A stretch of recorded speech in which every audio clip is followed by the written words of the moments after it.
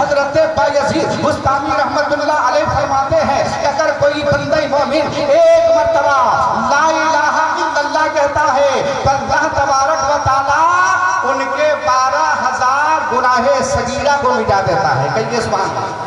एक मर्तबा कहता है तो अल्लाह तबारक व तआला उनके 12,000 गुनाहे सगीरा को मिटा देता, और जब मुहम्मदुर रसूलुल्लाह कहता है तो अल्लाह तबारक व तआला उनके नामे आमाल पर 12,000 नेकियां लिख देता है। अल्लाह गुनाह कितना मिलता है? कहिए ना कितना? 12,000। सवाब कितना मिलता है? 12,000। 15,000 नहीं मिलता? 20,000 क्यों नहीं मिलता है? 25,000 क्यों नहीं मिलता है? तो मैंने हजरत बायजीद बुस्तामी रहमतुल्लाह अलैह के मुक़द्दस बारगाह में कहा, ए हुजूर ये 12,000 ही क्यों? तो हजरत बायजीद बुस्तामी रहमतुल्लाह अलैह फरमाते हैं, ऐ प्यारे सुन ले, ला इलाहा इल्लल्लाह में 12 हुरूफ है, 12 अक्षर है, इसलिए 12,000 गुनाह मिलता है, और मुहम्मदुर रसूलुल्लाह में भी 12 हुरूफ है, इसलिए 12,000 सवाब मिल जाता है।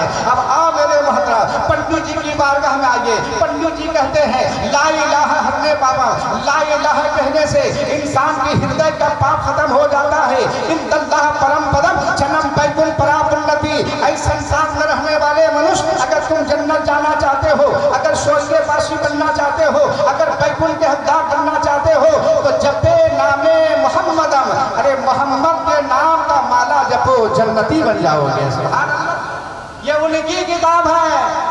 लेकिन सुनिए, जब इस श्लोक को, इस मंत्र को सिख धर्म के बानी गुरु नानक जी ने देखा तो तड़प कर मेरे नबी की मोहब्बत में कहता है कि पहला नाम खुदा का, दूजा नाम रसूल। ये सुभान अल्लाह। ये गुरु नानक जी कहते हैं कि पहला नाम खुदा का, दूजा नाम रसूल, तीजा कलमा पढ़ना न दरगे पावे कबूल, देहता नूरे मोहम्मदी, देहता नबी रसूल, नानक कुदरत देख कर खुदी गई सबूल।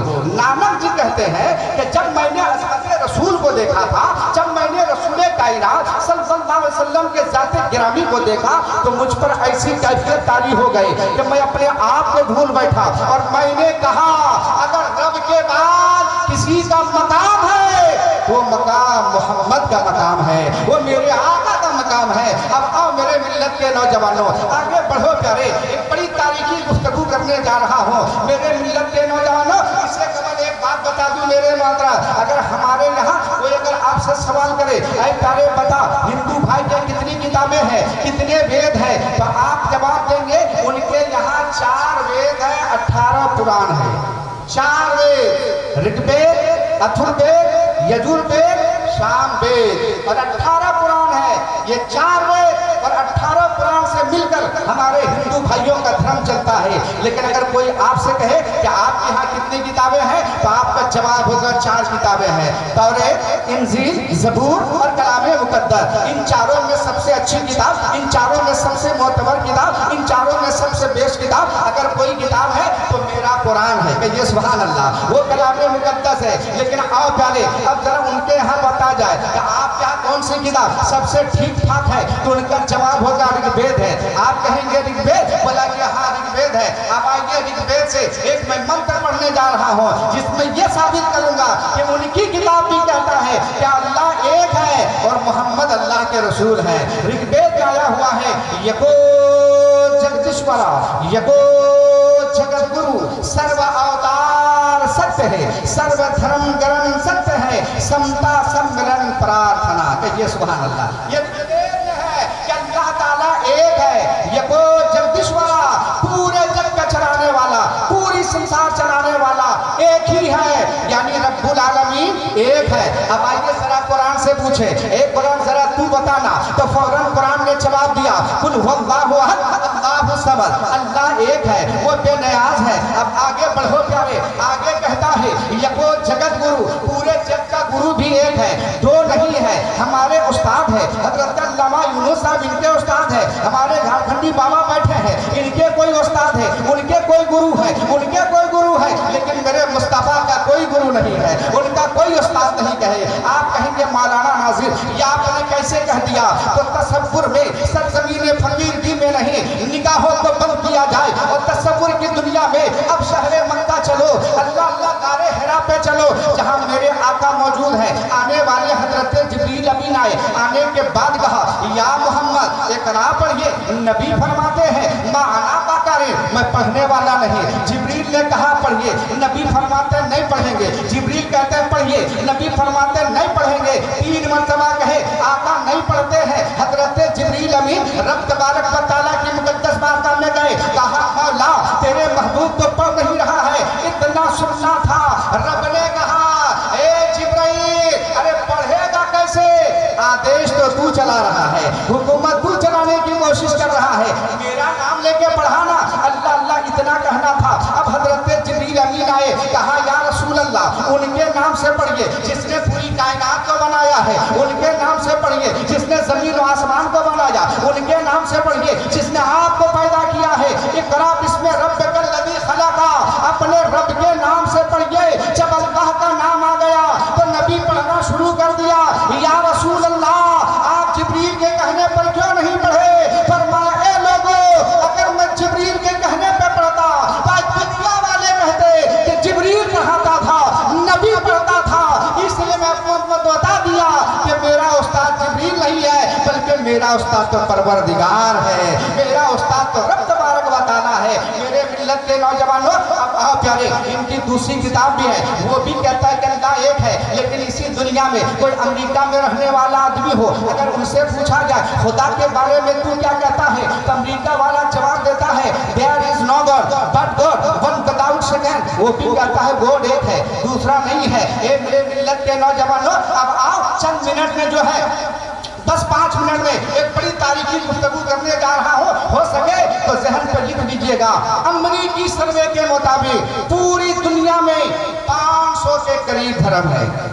ईसाई, मजूसी, सनातन, बाइबल्स, तौरेत, इंजील, जबूर, बहुत ऐसे धर्म इस्लाम से पहले के हैं। मजहब इस्लाम से 8000 साल पुराना धर्म इसी पृथ्वी पे मौजूद है। इस्लाम से 4000 साल धर्म इसी पृथ्वी पे मौजूद है। इस्लाम से 500 साल पुराना धर्म यहाँ पे मौजूद है। लेकिन दुनिया ने इस्लाम को कैसे जाना?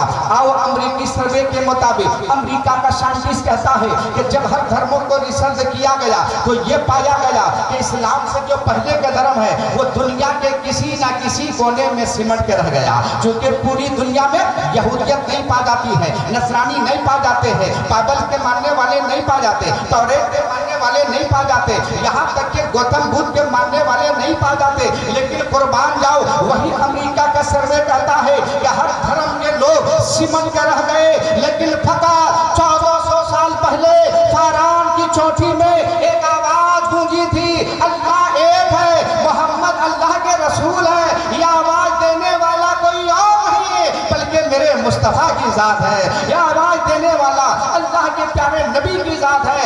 ऐ लोगों सुनो, अमेरिका वाले कहते हैं कि हर धर्म के लोग सिमट कर रह गए। लेकिन फकत 1400 साल पहले वहां पर जो फारान की चोटी में आवाज उठी, अल्लाह एक है, मोहम्मद अल्लाह के रसूल है। अब ये आवाज इतनी मोतबर हो गई कि दुनिया के किसी भी कोने में देखो, अगर इंसान है तो इंसानियत को निखारने के लिए मोहम्मद का गुलाम मौजूद है। अब अगर कोई चाहे इस्लाम को मिटा दिया जाए, इस्लाम को हटा दिया जाए, तो कसम है खुदा के प्यारे सुन ले, दुनिया की तमाम सरसरी ताकतें एक तरफ हो जाए।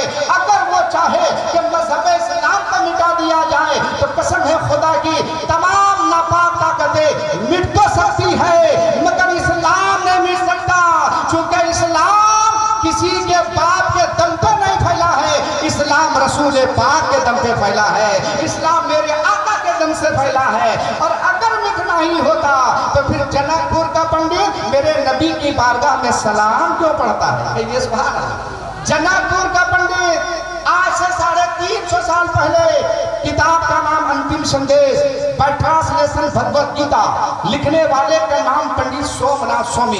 उनसे पूछा गया महाराज जी, अरे आप तो राम को मानते हो, आप तो कृष्ण को मानते हो, लेकिन मोहम्मद अरबी के बारे में क्या ख्याल है? ए मिलाद करने वाले खुशी से मचल जाओगे, इतराओगे, सिर्फ हम और आप ही मिलाद नहीं करते, जनकपुर का पंडित भी मेरे नबी का मिलाद कर रहा है। कहिए सुभान अल्लाह। जनकपुर का पंडित है, आज से 300 साल पहले, किताब का नाम अंतिम संदेश बाय ट्रांसलेशन भगवत गीता, लिखने वाले का नाम पंडित सोमनाथ स्वामी। वो कहते हैं, जानते हैं पंडित सोमनाथ स्वामी कहते हैं कि मिलाद हम भी कर रहे हैं। मिलाद करने वालों जब सुनोगे ना तो तड़प जाओगे, मचल जाओगे, इतराओगे।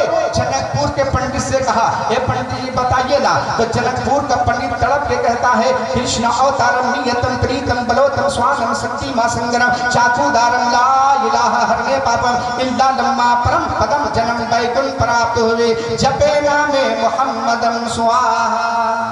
ये जनकपुर का पंडित कहता है।